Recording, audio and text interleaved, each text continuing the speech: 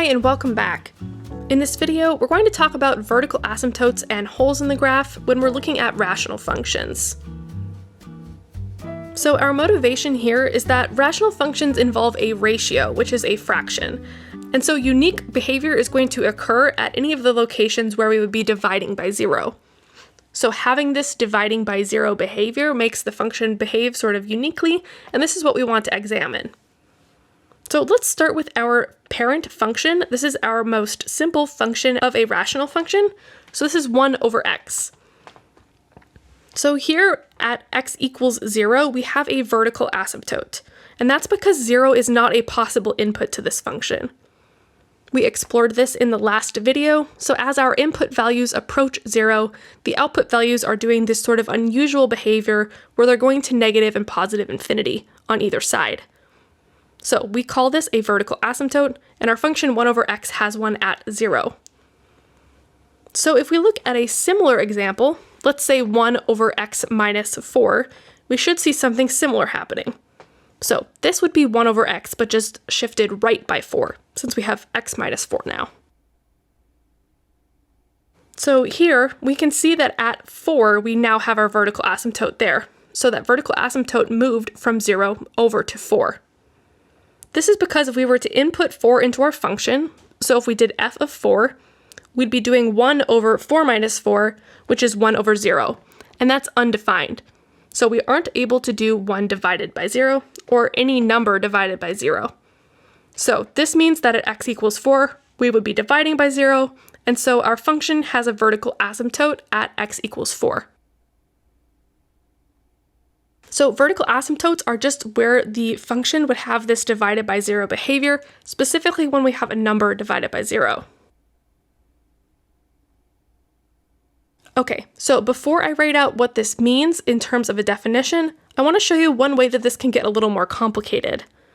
So I just want to add one thing to the function we're looking at, and it's going to be this term x minus 1 in both the numerator and the denominator. So instead of 1 over x minus 4, I just put an x minus 1 in both the numerator and denominator of the fraction. So in this graph, the only difference from the previous one is this hole in the graph. So I've basically inserted a hole in the graph at x equals 1 by putting in that x minus 1 over x minus 1. So our vertical asymptote stays the same, it's still at x equals 4, but we now have this hole in the graph. So there's a small nuance that distinguishes these two cases. So let's look at what happens when we input 1 for the hole, and then when we input 4 for the vertical asymptote. So at 4, we would do 4 minus 1 over 4 minus 4 times 4 minus 1. 4 minus 1 is 3 in the numerator, and then the denominator becomes 0 since we have 4 minus 4. So I'm looking at 3 over 0, which is undefined. We cannot divide by 0. So this is still our vertical asymptote. But something slightly different is going to happen at 1. So if we look at h of 1, I'm getting 1 minus 1 divided by 1 minus 4 times 1 minus 1. Then this is now simplifying to 0 over 0. So 0 over 0 has a different name and means something different than 3 over 0. So 0 over 0 is instead an indeterminate form. Basically, this just means that a different behavior is happening than if we have a number divided by 0. These indeterminate forms have different implications in calculus and in other types of math, but for now, all we need to know is that when we get 0 over 0, that's indicating to us that something different is happening. So 0 over 0 is not an asymptote, it's a hole in the graph. So the asymptotes are a number over 0, and 0 over 0 are the holes. And now we're ready to write this out as a definition.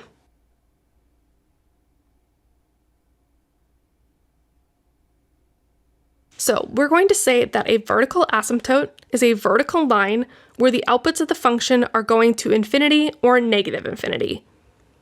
So on our graph, we'd have this vertical line representing it, and the function values are going some sort of straight up or straight down behavior to positive or negative infinity. Vertical asymptotes are going to occur when only the denominator is equal to 0. So whatever makes only the denominator equal to 0, but leaves the numerator as a number, these are the vertical asymptotes. And we're going to write them as an equation of a line, specifically a vertical line, and so it'll look like x equals a, where a is whatever that value is. That makes the denominator 0. So we write them as equations of lines. Vertical asymptotes are lines specifically. These are different from holes in the graph. A hole in the graph is a single point where the function is undefined. So on our function, this is just one point that we've removed from the graph. These occur when both the numerator and the denominator are equal to 0. So whatever values you give the function that give you 0 over 0, those are the holes in the graph. So you can write these as either a single coordinate, so you could write like x equals b, but that might look like it's a vertical asymptote since it kind of looks like an equation of a line. So I often default to writing it as a point. Sometimes it's more work than I'm interested in, but I'll try to write it as a point with b, f of b. So just like a point x, y. So before we end the video, I just want to talk briefly about domain because it's related to vertical asymptotes and holes. So specifically, the domain of a rational function is all real numbers, excluding the vertical asymptotes and the holes. So you start with the whole set of real numbers and you're just taking out the vertical asymptotes or the holes. So this is probably going to look like negative infinity to a, unioned with a to b, unioned with b to infinity, where a is maybe a vertical asymptote and b is a hole. So obviously these can switch depending on the locations of these, but the idea is that we just start with all real numbers and remove those values.